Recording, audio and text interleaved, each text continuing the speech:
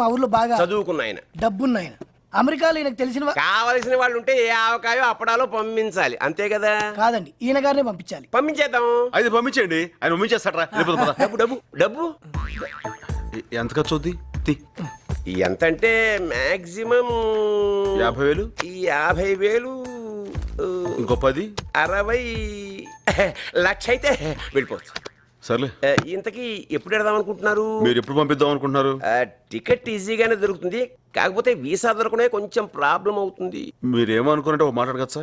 ఏం పర్లేదు, అడగండి. వీసా అంటే ఏంటండి? ఓ, మీకు తెలియదా? ఈయనకి తెలియదంటరా? ఒక్క నిమిషం. అమెరికా వెళ్ళాలంటే ఆ దేశం ఇచ్చే పర్మిషన్, దాన్నే వీసా అంటారు. అది పాస్పోర్ట్ ఉందా? వెళ్ళి దిగొస్తాను.